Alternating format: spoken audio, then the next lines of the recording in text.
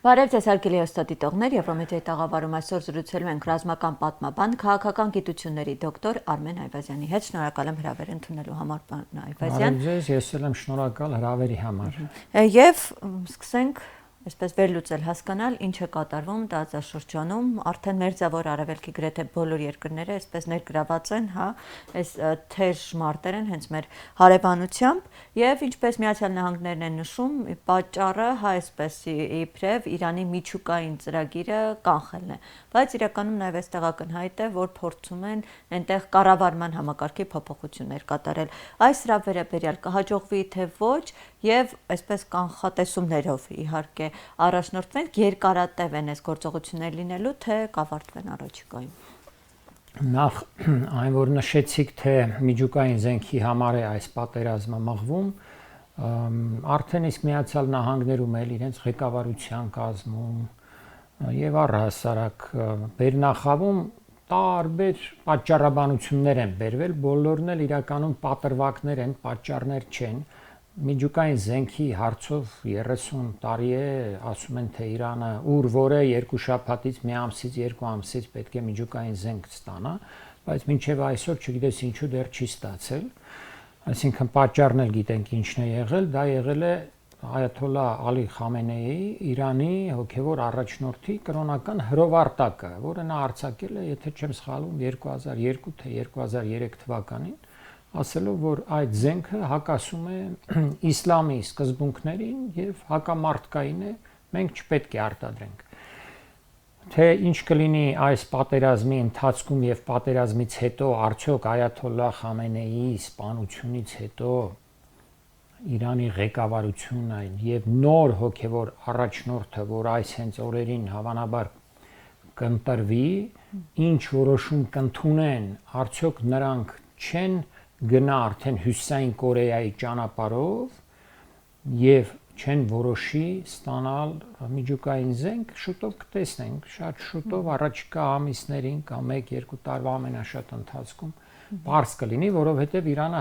պետք է որ արդեն հասկանա, որ եթե ունենար միջուկային զենք, ապա իր դեմ այսպիսի խոշորածավալ հարձակում տեղի չէր ունենա։ Տեսեք, Կորեան շատ ավելի փոքր պետություն է, ավելի փոքր բնակչությամբ, ռեսուրսներով, էլ չեմ ասում տարածքով, անհամեմատ ավելի փոքր պետություն է,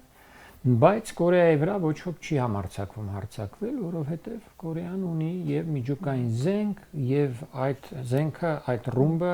տեղ հասցնելու կրիչներ, իդեմս միջցամաքային հրթիռների արդեն իսկ, ինչպես նաեւ ավելի այսպես երկար հեռահարության հրթիռներ, որոնք կարող են հասնել որտեղ որ պետք է։ Հիմա ինչ վերաբերում է կառավարման համակարգի հետ կապված, հաջողվի Միացյալ Նահանգներում այս կրոնապետությունը փոխել։ Տեսեք, ասեմ, հիմա էլի շարունակեմ,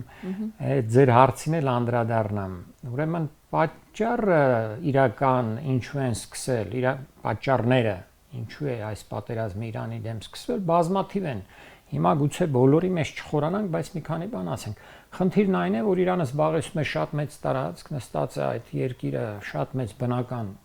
հարստությունների վրա եւ չի ենթարկվում այն արևմտյան կայսերական ուժերին, իդեմս Միացյալ Նահանգների եւ նրա դաշնակիցների, որոնք փորձում են իրենց վերահսկողության տակ պահել ամբողջ աշխարհը։ Եվ միաժամանակ Իրանը դաշնակցել է Չինաստանի եւ Ռուսաստանի հետ, դարձել է BRICS կազմակերպության անդամ, Շանհայի կազմակերպության անդամ եւ դրանով իսկ մի լրջագույն այսպես պատնեշ է Միացյալ Նահանգների քաղաքականության համար, ինչպես նաեւ բնականաբար Իսրայելի համար է վտանգ ներկայացնում մերձավոր արևելքում, քանի որ Իրանը միակ պետությունն է մնացել այսօրվա դրությամբ, որը աջակցություն է ցույց տալիս պաղեստինյան դիմադրական ուժերին, վերջին պետություններից, որոնք դեռևս կարողանում էին այդպիսի աջակցություն ցույց տալ, Սիրիան էր, որը ջախջախվեց եւ իշխանության բերվեց նախկին Ալ-Քաիդայի մի ահաբեկիչ, որը ամբողջությամբ ենթարկվում է Միացյալ Նահանգներին, Թուրքիային, ինչպես նաև Իսրայելին։ Իսկ այս սցենարը Իրանի դեպքում կգործի թե ոչ։ Հենց հիմա հերթով գնանք, երկար է այս խոսակցությունը, այնպես չեմ կարող, չի կարելի շատ արագ անցնել քայլից։ Ուրեմն տեսեք, իրենց նպատակը ոչ թե Իրանում կառավարման համակարգը փոխելն է միայն, ոչ թե միայն նստացնելն է մեկ ուրիշ ղեկավարություն Իրանի գլխին, որը կենթարկվի իրենց, այլ առհասարակ այդ պետությունը մասնատելն է եւ ոչնչացնելն է։ Մի քանի մասերի մասնատելը, քաոս ստեղծելը, քաղաքացիական պատերազմ հրահրելը, որովհետեւ Իրանում իրենց կարծիքով իրենք կարող են հասնել նրան, որ քրդական ուժերը, ազերները, արաբները, բելուջները ապստամբեն եւ նաեւ ընդդիմադերներ կան, այսպես արմատական Իրանում եւ այս բոլոր ուժերը միմյանց դեմ պատերազմ մղեն, այդ պետությունը հաշվարկից դուրս գա, չկարողանա այլևս որևէ կերպ դիմադրել, ինչպես Սիրիան, ինչպես Իրաքը այսօրվա դրությամբ նույնպես մասնատված երկիր է։ Մի քանի մասի բաժանված, բանակը իր տեղն ունի, բացի բանակից կան Իրաքում իրանամետ շիական խոշոր ռազմական կառույցներ, փոքր բանակներ կան այնտեղ, այսինքն երկիրը այսպես չի գործում, կա նաև քրդական ինքնավարությունը Իրաքի հյուսիսում։ Նույն իրավիճակը գրեթե Սիրիայում է, որը դեռևս տարիներ են պետք որ խելքի գա։ Հիմա սա է նպատակը իրական, ոչ թե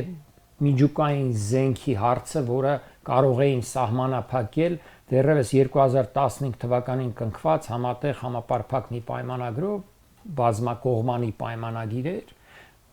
5 տարի շարունակվել էին այդ բանակցությունները 2010 թվականից մինչև 2015 թվականը ծանր բանակցություններ էին վերջապես այդ բանակցություններով որոշվեց թե Իրանը ինչպիսի զիջումների պետք է գնա եւ դրա դիմաց պատժամիջոցները տնտեսական որոնք սահմանված էին Իրանի դեմ պետք է այսպես աստիճանաբար հանվեին պայմանագիրը կնքելուց հետո ընդամենը 3 տարի անց Թրամփը եկավ իշխանության եւ այդ պայմանագիրը պատրեց գցեց մի կողմ ասեց չի գործում բոլոր պատժամիջոցները նորից սահմանեց այսինքն խնդիրը միջուկային զենքը չէր եւ հիմա անցնելով արդեն պատերազմի վերլուծությանը եկեք տեսնենք ինչ է կատարվում նաեւ խոսենք չմոռանանք ընթացքում 3 հայտնված այն լուրերի մասին թե քրդական ուժերը իբր ներխուժել են կամ պատրաստում են ներխուժել Իրանի հյուսիս-արևմտյան տարածք Իրաքից եւ այնտեղ ինչ-ինչ ապստամբական գործողություններ ծավալել, բայց որպեսզի հասկանանք 6-րդ օրն է պատերազմի։ Ինչպիսին է այդ ընթացքը, պետք չէ այնքան հետևել այսպես արևմտյան եւ նրանց ազդեցության տակ գործող բազմաթիվ այլ ԶԼՄ-ներին կամ աղբյուրներին պետական ամերիկյան կամ իսրայելյան դրանց էլ պետք է հետևել, բայց շատ քննադատական հայացքով նայել, որովհետեւ քարոզչական տարը շատ մեծ է, այսպես բոլոր պատերազմներում։ Այո, բոլոր պատերազմներում երկու կողմից էլ իդեպ լինում է քարոզչական մեծ բաղադրիչ։ Ուրեմն դրանց այդքան պետք չի հետևել, նաև տեսեք մեր գլխավոր ալիքը, հանրային ալիքը ՀՄԿ-ը նույնպես հաճախ ինչքան որ հասցնում եմ նայել, մեկ էլ տեսնում ես իսրայելա-ամերիկյան քարոզչություն կարծես վարի։ Նրանց տեսակետները նույնությամբ կրկնի։ Այնինչ քննադատական հայացքով պետք է նայել այս ամեն ինչին։ Որպեսզի հասկանանք ինչ իրավիճակ է այս պատերազմում, նախ կարող ենք համեմատել այն վնասները եւ կորուստները, որոնք կողմերը միմյանց պատճառել են, հասցրել են պատճառել այս օրերի ընթացքում։ Եկեք տեսնենք, համեմատենք։ Վերցնենք երկու հիմնական այսպես չափման ուղղություն, մեկը ֆիզիկական կորուստները, զոհերը, ոչ միայն զոհերը, ֆիզիկական կորուստներ ասելով ներառենք դրա մեջ մարդկային զոհերը, ռազմական կորուստները, սպառազինության կորուստները, տարածքային կորուստները, հրամանատարության կորուստները, նաև տնտեսական բնականաբար կորուստները։ Եկեք տեսնենք նախ սա եւ բարոյական կորուստները կնայենք նաև ֆիզիկականից բացի։ Կամ գուցե եկեք սկսենք բարոյականից էլ հենց։ Բարոյական կորուստները Իրանում արտաքին հարձակման պայմաններում ժողովրդի մեծ մասը համախմբվել է արտաքին ագրեսիային դիմադրելու։ Իդեպ կարծես Խամենեի սպանությունը ավելի էսպես մոտեցրեց, եթե միջի այդ ինչ որ անջրպետ կար ժողովրդի եւ Իրանի իշխանության միջեւ, ապա դրանից հետո ավելի էսպես։ Հենց դա նկատում եմ, բայց ոչ միայն Խամենեի սպանությունը, այլ եւ Խամենեի սպանությունը, եւ այն բազմաթիվ քաղաքացիական անձանց սպանությունները, եւ 11 հիվանդանոցներին հարվածները, եւ այն դպրոցում 165 աշակերտների եւ դասատու այսպես ուսուցիչների սպանությունները, ընդհանրապես արտաքին այդ ներխուժումը սովորաբար համախմբում է ժողովրդին, ինչպես եւ տեղի է ունեցել Իրանում, բնականաբար այն իշխանությունը, որը այդ պահին գտնվում է երկրի ղեկավարության ղեկին, իր ձեռքն է, նրանց շուրջն են համախմբվում։ Ընդդիմադիր ուժերի որևէ ցույցեր, որևէ ինչ որ խլրտումներ, անկարգություններ չեն գրանցվել երկրում եւ չեն էլ կարող գրանցվել երկու պատճառով, նախ ասացի, որ մեծ մասը ժողովրդի համախմբվել է արտաքին ներխուժումը հետ մղելու գաղափարի շուրջ, եւ երկրորդը, եթե ինչ որ փորձել արվեր, բնականաբար կճնշվեր, որտեղ ռազմական դրություն է երկրում, ինչ ցույց, ինչ չգիտեմ, ինչ բողոքներ եւ այլն։ Ուրեմն բարոյական առումով ժողովուրդը ամուր է Իրանում, շատ վճռական է, դա նաև իրենց ավանդույթի մեջ է մտնում, պատմական, առհասարակ իրանցիները հայտնի են որպես լավ մարտիկներ, միշտ է այդպես եղել հազարամյակների ընթացքում։ Երբ հիմա որդեգրել են, այսպես ասած, այնտեղ դրոշը, բարձրացված վրեժի քաղաքականությունը, ասում են, որ մենք անպայման Խամենեի համար վրեժ ենք հարվածում են, մենք պետք է ուրեմն վրեժ լուծենք, հարվածենք, պատասխան հարվածներ հասցնենք։ Իրանցիները առհասարակ հայտնի են որպես լավ մարտիկներ, պատմության ընթացքում միշտ այդպես է եղել։ Եթե վերցնենք նորագույն պատմության շրջանը, ապա 1980-ից 88 թվականի պատերազմում Իրանի դեմ էին հանդես գալիս գրեթե բոլորը, Իրաքյան պատերազմը ես նկատի ունեմ, երբ 1979 թվականին տեղի ունեցավ իսլամական հեղափոխությունը, Իրաքին խրախուսեցին, որպեսզի հարձակվի Իրանի վրա, եւ այդ հարձակումից հետո 8 տարի Իրանը միայնակ դիմադրեց եւ Իրաքին եւ նրա թիկունքին կանգնած գրեթե բոլոր եւ արևմտյան ուժերին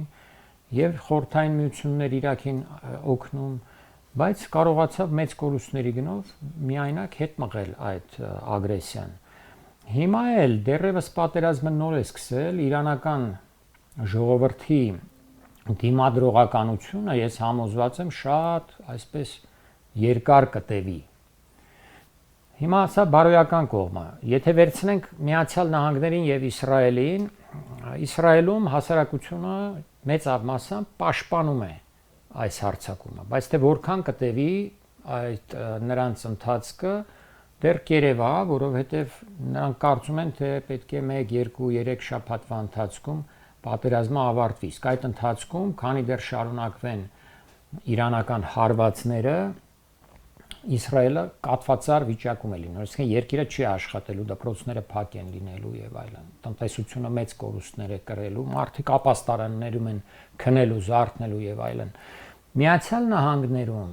հասարակության մեծ մասը ըստ հարցումների դեմ է այս պատերազմին։ Դեմ են այս պատերազմին նաեւ քաղաքական եւ հասարակական ուժերի շատ զգալի այսպես հատվածներ։ Օրինակ դեմոկրատական կուսակցության մեծ մասը դեմ է։ Երեք սենատում Միացյալ Նահանգների դեմոկրատները փորձեցին մի կետ անցկացնել, որով կսահմանափակվեր Թրամփի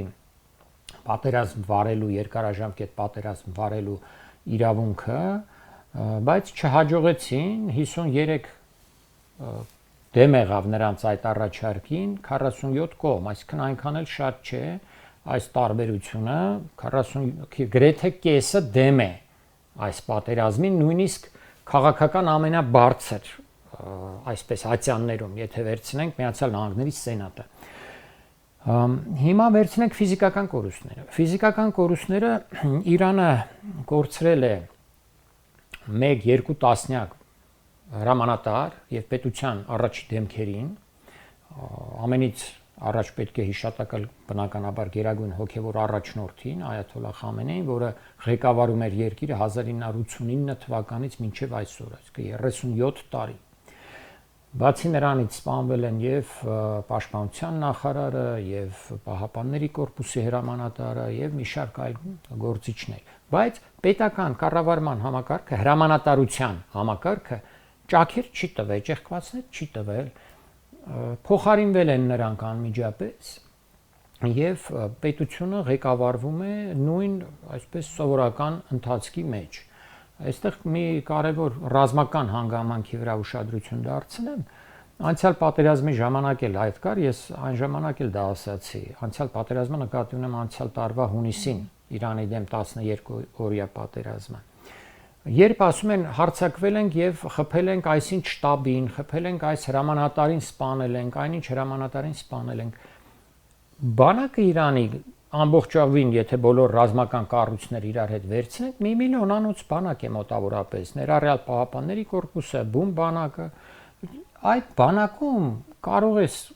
դեռ շատ հրամանատարներ շարքից դուրս հանել, բայց բանակին ոչինչ չի պատահի, որովհետև բանակը այդպես է կառուցված, սպանվում է, փոխարինում են, երբ այո, չի խաթարվի, մի դեպքում կարող էր օգուտ տալ նմանատիպ ուրեմն այսպես կետային հարվածն ոչնչացումը, եթե անմիջապես դրանից հետո տեղի ունենա հարձակում եւ փորձարվի այդ տարածքը գրավել, խուճապի մատնել եւ այլն, բայց եթե սպանությունից հետո այդպիսի հարձակում չի իրականացվում, չի էլ կարող իրականացնել, դեպ այդ ուժերը չունեն ոչ Միացյալ Նահանգները, ոչ էլ Իսրայելը, որպեսզի ցամաքային ճանապարհով ներխուժեն Իրան։ Այդ սպանությունները իրենց ուզած ցանկացած արդյունքին երբեք բերել չեն կարող։ Դա պատերազմի ժամանակ է, եթե դա հրամանատարությանը սպանում ես, անմիջապես հարձակվում ես, չեն հասցնում փոխարինել, դեռ այսպես ժամանակ չունեն կապը նորից վերահաստատել։ Այդ ժամանակ կարող է օգուտ բերել, բայց այսպես սպանես նորին կնշանակեն, էլի սպանես այն մյուսին կնշանակեն։ Ուրեմն Իրանը կրել է մոտավորապես ըստ պաշտոնական տվյալների ավելի քան 1000 մարդ է սպանվել, մեծ մասը քաղաքացիական անձինք են։ Իրանը կորցրել է իր նավատորմի զգալի կամ գուցե մեծ մասը, խոշոր նավերն է կորցրել։ Իրանի բալիստիկ հրթիռների արձակման կայանքները մասամբ ոչնչացվել են, բայց ես կարծում եմ մեծ մասը այդ բալիստիկ հրթիռների եւ կայանքների կան, որովհետեւ դրանք բոլորը գետնի տակ էին արդեն։ Տարիներ շարունակ Իրանը իր այդ հիմնական սպառազինությունը գետնի տակ էր պահում։ Կարող է 1-2 թունել այսպես կամ այդ բազաներից ստոր գետնյա բազաներից ոչնչացրած լինեն, հասցնեն, բայց մեծ մասը չեն կարող, երկիրը շատ ահռելի մեծ երկիր է եւ չեն կարող այդպես ոչ հայտնաբերել, ոչ էլ հասցնել ոչնչացնել։ Ըստ Իսրայելի իրենք բոլոր կայանքները ոչնչացրել են, 12 կայանք է մնացել բալիստիկ հրթիռների արձակման։ Բացահայտ սխալ տեղեկատվությունը չի կարող այդպիսի բան պատահել, որովհետև տեսնում ենք, որ հրթիռները շարունակում են արձակվել Իսրայելի դեմ։ Իրենք ասում են, թե տեսեք, պակասել է հրթիռների արձակումների քանակը, բայց պակասել է ոչ թե այն պատճառով, որ կայանքներն են պակասել, այլ որովհետև դեռևս Իրանը նախապատրաստում է երկար վարել այս պատերազմը, այսինքն խնայողաբար է օգտագործում իր հրթիռները։ Պատկերացրեք, եթե օրվա ընթացքում 10 ժամը 1 թեկուզ կամ 7 ժամը 1 հարվածներ լինեն, իրականում ավելի հաճախ են հարվածները լինում Իսրայելի դեմ։ Օրինակ այսօր առավոտյան ես լսեցի, ասացի նոր հարված է տեղի ունեցել բալիստիկ հրթիռների եւ 7 ժամ հարված չէր եղել, որը արդեն մեծ մի դադար էր, փաստորեն 7 ժամը դա մեծ դադար է եղել։ Այսինքն, եթե 7 ժամը մեծ դադար է, ուրեմն օրվա մեջ 3, 4, 5 անգամ արձակվում են այդ հրթիռները։ Անկամ եթե 2 անգամ արձակվեն, երկիրը կանգ է առնելու, անընդհատ ապաստարան են վազելու, չեն հասցնելու ոչ աշխատել, ոչ սովորել, ոչ, չգիտեմ, ուրիշ հարցով զբաղվել։ Ուրեմն, այլ ինչ կորուստներ է կրել Իրանը։ Բնականաբար ռադարներ են որոշակի վնասվել, մեծ չափով ավերածություններ են գլխավոր քաղաքներում, Թեհրանում հատկապես, կառավարական շենքեր, նաև բնակելի շենքեր եւ այլն։ Սա է Իրանի կրած կորուստները, բայց երբ նայում ենք թե իր ճշնամիների կրած կորուստները որոնք են, օրինակ Միացյալ Նահանգների եւ Իսրայելի մասին ասացի 10 թե չասացի 12 մարդ է սպանվել, այս պաշտոնական տեղեկությունների եւ մոտավորապես 1200 հոգի կամ ավելի քան 1200 հոգի վիրավորվել է։ Եթե 1200 հոգի վիրավորվել է, կարող եք պատկերացնել թե ավերածությունների ծավալը, պարզապես շատ ուժեղ գրաքննություն է մտցված Իսրայելում, որևէ ոչ իրենց քաղաքացիներին, ոչ էլ ԶԼՄ-ներին արտասահմանյան թույլ չեն տալիս հրապարակել այդ Այսինքն Իսրայելի կրած կորուստները ավելի շատ են այս պահի դրությամբ։ Չենք կարող ասել, չափել, գուցե Իրանին ավելի շատ լինեն, բայց տեսեք, եկեք համեմատենք Իրանի տարածքը, բնակչության թիվը Իսրայելի տարածքի եւ բնակչության թվի հետ։ Իրանի տարածքը հավասար է արևմտյան Եվրոպայի մեծ մասին։ Որպեսզի լավ պատկերացնեն մեր ունկնդիրները, նորից ասեմ, ես այդ համեմատությունը հաճախ եմ բերում, եթե միացնենք Եվրոպայի ամենամեծ երկրները տարածքով, Ֆրանսիան, Գերմանիան, Իսպանիան, նրանց էլ կցենք Շվեյցարիան, կցենք Հոլանդիան, կդառնա մի հատ Իրան։ Հասկանում եք, ահռելի տարածք է եւ այդ տարածքում դու որքան պիտի խփես, ասում են 2000 հարված ենք հասցրել կամ 3000 թող լինի։ Դա Իրանի պես պետության համար այնպիսի բան չէ, որ չկարողանա դիմանալ։ 4 տարի է Ռուսաստանը Ուկրաինային է խփում, որը Իրանի կես չափ է։ Այդ Ուկրաինան մինչև այսօր դիմանում է։ 4 տարի է, տասնյակ հազարավոր, 100 հազարավոր հարվածներ են եղել։ Ներխուժում է եղել ցամաքային, բայց Ուկրաինան դիմանում է։ Իրանը ինչու չպետք է դիմանա դրան, իդեպ նաև սննդամթերքի պաշարները բավարարում են, որևէ առաջին անհրաժեշտության միջոցների պակաս երկրում չի նկատվում։ Ուրիշ ինչ կորուստների մասին կարող ենք խոսել, ԱՄՆ-ի օրինակ։ Միացյալ Նահանգները տարածքային կորուստներ է կրել։ Զարմանալի բան է, բայց այդ մասին չեն խոսում։ Միացյալ Նահանգների ռազմաբազաները, որոնք տեղակայված են Պարսից ծոցի արաբական երկրներում, որոնք Միացյալ Նահանգների դաշնակիցն են, այդ բազաները փաստորեն շարքից դուրս են հանված։ Այդ բազաներում այլևս որևէ ինքնաթիռ չի տեղակայված։ Անձնակազմի զգալի մասը, եթե ոչ մեծ մասը, երբեմն նույնիսկ ամբողջությամբ հանված է այդ ռազմաբազաներից։ Այն ռադարները, որոնք նաև շատ թանկանոց ռադարները, որից մեկը $1 միլիարդ արժեր, նախազգուշացման այսպես, վաղ նախազգուշացման ռադարները ոչնչացված են մեծ թվականակով։ Ուրեմն սա տարածքային կորուստ է, որտեղ այդ ռազմաբազան Միացյալ Նահանգների տարածքն էր այդ երկրներում։ 7-8 ռազմաբազայի մասին է խոսքը Սաուդյան Արաբիայում, Քուվեյթում, Քաթարում, որտեղ գտնվում էր Միացյալ Նահանգների այս մեծ տարածաշրջանի Սենտկոմ է կոչվում այդ հրամանատարությունը, որը ներգրավում է շատ մեծ տարածք, ոչ միայն Մերձավոր Արևելքը։ Սենտկոմի շտաբը, այդ ամբողջ տարածքը այնպես է ռմբակոծված, որ կասկածում ես, թե այնտեղ պետք է մեծ ուժեր մնացած լինեն։ Միացյալ Նահանգները կորցրել է 3, առնվազն 2 լուրեր կար, թե եւս 2-ն են խփվել, F-15 կործանիչներ, որոնց արժեքը յուրաքանչյուրը ավելի քան $100 միլիոն է։ Այսինքն կորուստները շատ մեծ են։ Այդ պատերազմի վրա օրական ծախսվում է ըստ այն հաշվումների, որ կան Միացյալ Նահանգներում $1 միլիարդ, չհաշված այս կորուստները, որոնց մասին խոսում ենք։ Պետք է նայել նաև տնտեսական կորուստների պահը եւ դաշնակիցների պահը։ Եկեք սկզբից տնտեսականի մասին շատ կարճ ասեմ։ Տնտեսական կորուստները դարձյալ հարյուրավոր միլիարդների են հասնում արդեն եւ Միացյալ Նահանգների եւ արդեն ամբողջ աշխարհի մի շարք պետություններ կորուստներ են կրել, քանի որ փակվել է Հորմուզի նեղուցը։ Հորմուզի նեղուցով անցնում է համաշխարհային նավթի առևտրի 20%-ը, անցնում է համաշխարհային հեղուկացված բնական գազի առևտրի 25-30%-ը տփակվել է, չի աշխատում։ Եթե եւս մի քանի օր շարունակվի, մեծագույն կորուստներ են կրելու Չինաստանը, հատկապես Հնդկաստանը, որը մոտ 60% իր նավթի ստանում էր հենց այդտեղից։ Հետո Չինաստանը, Ճապոնիան, որը հենց Պերսից ծոցից է ստանում իր վառելիքի, այսինքն նավթի 90%-ից ավելին։ Սրանք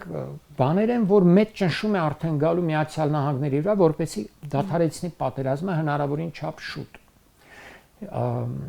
Խփվել են դե տուրիստական ոլորտը ջարդուփշուր է եղել։ Տուրիզմի մասին առաջիկայում խոսել հնարավոր չի լինելու, մարդիկ ով է գնալու տուրիզմի, այդ միլիարդավոր դարձյալ դոլարների տուրիզմ է տուժել։ Խփվել են նավթային հանքերը եւ վերամշակման գործարանները նավթի եւ գազի։ Կանգնել է աշխարհում ամենախոշոր նավթա վերամշակման ուրեմն գործարան Արամկոն Սաուդյան Արաբիայում։ Հասկանում եք, էլի կարող եմ շարունակել։ Պարալիզացվել է ողջ։ Այո, ամբողջ տնտեսությունը պարալիզացված է։ Հետո նրանք չեն կարող արտահանել արդեն այդ նավթը, որովհետև նավթը պետք է մի բանի մեջ լցնես, որ գնա։ Այն պահուստները, որ կան, դրանք արդեն լցված են։ Հիմա պետք է լցնեն այդ պահուստներից նավերի վրա, տանկերների վրա, որ նրանք տանեն։ Բայց այդ տանկերները չեն կարող դուրս գալ Հորմուզի նեղուցից։ Ինչպես տանեն։ Այդ պատճառով էլ կանգնեցվել է եւ գազի արտադրությունը, հեղուկ գազի, հեղուկացված գազի արտադրությունը Քաթարում, եւ նավթի արտահանումն ու վերամշակումը։ Սա տնտեսականը։ Դաշնակիցների պահով պետք է նայենք։ Իրանին միացել են իր տարածաշրջանային դաշնակիցները, Իրաքի շիական ռազմականացված խմբավորումները, որոնց շարքերում կան տասնյակ հազարավոր մարտիկներ, միացել է Հեզբոլահը, որը դարձյալ տասնյակ հազարավոր մարտիկներ ունի։ Հեզբոլահը արդեն իսկ հարվածում է Իսրայելի տարածքին եւ 3 տեղի ունեցավ առաջին համաձայնեցված միաժամանակյա հարվածը Իրանից եւ Լիբանանից, որը մեծ դժվարությունների առջև է կանգնեցնում իսրայելյան հոբ համակարգը։ Անսարուլլա Եմենի այդ հուսիտների հզոր ռազմական առումով շատ հզոր շարժումը պատրաստվում է մարտի մեջ մտնել եւ նախազգուշացրել է արաբական պետություններին, որպեսզի նրանք իրեն ճիշտ պահեն, այսպես ասած, հակաիրանյան գործողություններ չիրականացնեն, այլապես ինքը մեծ հարվածներ նրանց կհասցնի։ Ուրեմն սրանք արդեն գործի մեջ են մտած։ Միացյալ Նահանգների եւ Իսրայելի դեպքում որևէ պետություն դեռևս չի հայտնել, որ միանում է նրանց Իրանի դեմ պատերազմում։ Ասել են, որ կօգնեն գուցե Պարսից Բայց աջակցությունների մակարդակով այսպես մի քանի հայտարարություն եղել է։ Եղել է ոչ թե Միացյալ Նահանգներին եւ Իսրայելին, այլ աջակցություն Պարսից ծոցի արաբական պետություններին, կամ կուղարկենք նավեր, որոնք կպաշտպանեն Կիպրոսում մեր բրիտանական ռազմաբազաները եւ այլն։ Ահա այսպիսի բաներ են եղել։ Մյուս կողմից ուրիշ բան է տեղի ունեցել։ Միացյալ Նահանգների այդ ծոցի արաբական դաշնակիցները, այդ միապետությունները արաբական, որտեղ ռազմաբազաները կային եւ որոնք իրականում ինտեգրված էին արևմտյան տնտեսությունների մեջ ամբողջությամբ, այդ արևմտյան ընկերությունները այնտեղ ներկա էին եւ նավթի եւ մյուս բոլոր ոլորտներում։ Ուրեմն սրանք խորապես հիասթափված են այսօր Միացյալ Նահանգներից, որը չկարողացավ նրանց պաշտպանել իրանական հրթիռներից եւ ԱԹՍ-ներից հարվածային։ Որովհետեւ հոպի համակարգը բավարար չափով չաշխատեց։ Եւ սա մեծ ազդեցություն է թողնելու Միացյալ Նահանգների դաշնակիցների վրա։ Օրինակ հարավային Կորեայի վրա, որը նույնպես կարծում է, թե կարծում էր գոնե մինչև այս վերջին դեպքերը, թե Միացյալ Նահանգները կարողանա իրեն պաշտպանել Հյուսիսային Կորեայի հնարավոր հարձակումներից, եթե պատերազմ եղավ կամ չգիտեմ ինչ եղավ։ Ուրեմն այս առումով Միացյալ Նահանգները մեծապես տուժում է իր հեղինակությունը, մեծապես տուժելու է եւ ժամանակի ընթացքում դա ել ավելի վառ կերևա։ Մյուս խնդիրը սպառազինությունների հարցը։ Այստեղ ուրեմն հրթիռային պատերազմ է, օդային պատերազմ է։ Հրթիռները իսրայելյան եւ ամերիկյան հակաօդային հրթիռները, այդ պատրիոտները եւ թաադները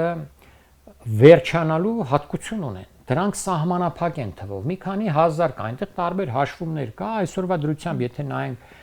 այդ բոլոր պաշարները, որոնք նրանք ունեցել են եւ այլն, այսօր խոսքը կարող է լինել մի քանի հազար հրթիռների մասին, որոնցից նորագույնները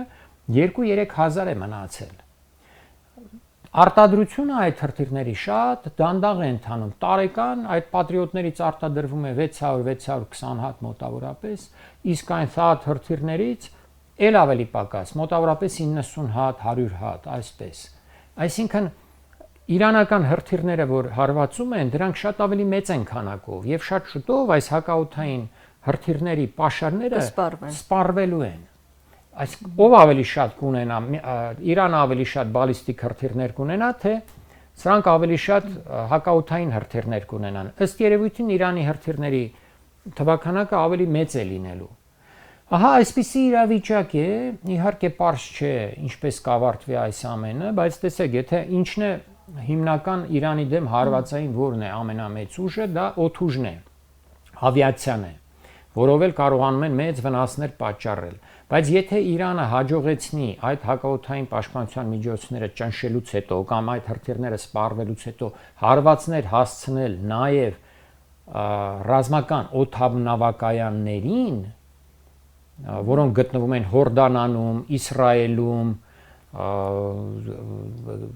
ավիակիրների վրա են, եթե հասցրեց նաև Իսրայելի օդանավակայաններին, երեք ասացին, որ Բեն-Գուրիոնին են հարվածել, Բեն-Գուրիոնը քաղաքացիական Թել Ավիվի օդանավակայանն է, քաղաքացիական է, բայց այսօր օգտագործվում է նաև որպես ռազմական, այնտեղ տեղակայված են նաև ռազմական ինքնաթիռներ։ Եթե այդտեղ էլ հարվածի, ուրեմն այս ամբողջ օդուժը ստիպված է լինելու հեռանալ այս տարածաշրջանից, ինչպես հեռացել է Պարսից ծոցի օդանավակայաններից։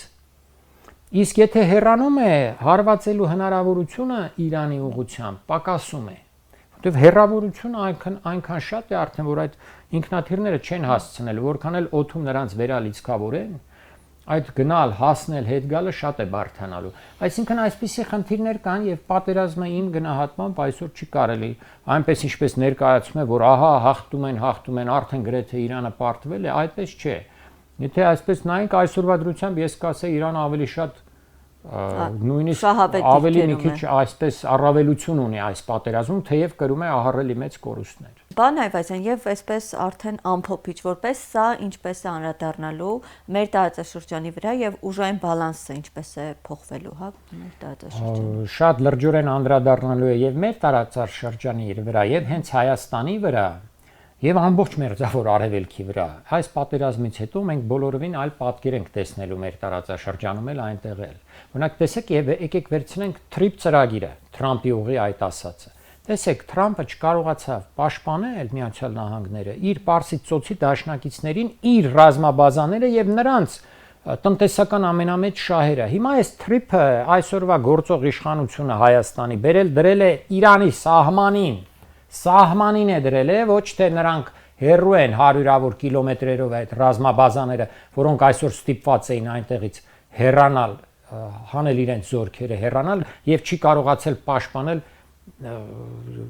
ուրեմն Քաթարին, Արաբական Էմիրություններին, Սաուդյան Արաբիային, Քուվեյթին, Բահրեյնին, չի կարողացել պաշտպանել Միացյալ Նահանգները։ Ոնց է պաշտպանելու Իրանի սահմանին կպած այդ ճանապարհը TRIP կոչվածը, ինչպես է պաշտպանելու, եթե այս պատերազմական վիճակը կարող է տևել տարիներ, այսինքն կարող է ընդհատվել, հետո վերաբռնկվել, հետո ընդհատվել, երի վերաբռնկվել։ Այս պայմաններում բերել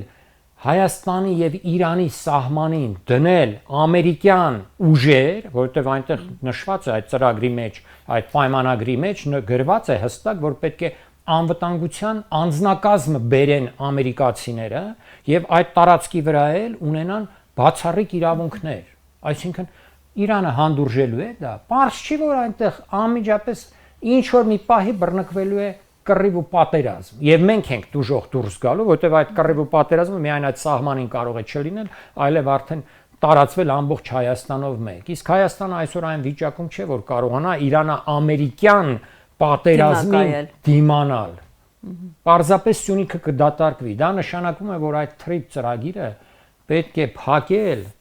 ու այդ մասին այլևս չխոսել։ Արդեն քննարկել են ծրագիրը, արդեն Դա ոչինչ չի նշանակում, թող լավն է այն ինչ է կատարվում, թող վերլուծեն, հասկանան, այս թրիպ ծրագիրը մեզ համար մահացու վտանգ է ներկայացնում։ Էլ չեմ խոսում այն մասին, որ դա Հայաստանի տարածքի անեքսիա է։ 99 տարով Հայաստանի տարածքը մեզանից առգրավվում է, իսկ այդ ով ասեց, որ պետք է 100 տարի անց հետ վերադարձվի։ Սա բացառել պետք է բացառել եւ չխոսել այլևս այդ ծրագրի մասին։ Շնորհակալ եմ զրույցի համար, պարոն Այվազյան։ Ես էլ եմ շնորհակալ։ Արգելի հեռուստադիտողներ, հիշեցնեմ, որ մենք այսօր զրուցում ենք ռազմական պատմաբան, քաղաքական գիտությունների դոկտոր Արմեն Այվազյանի հետ։ Շնորհակալ եմ եթերին հետևելու համար, կհանդիպենք։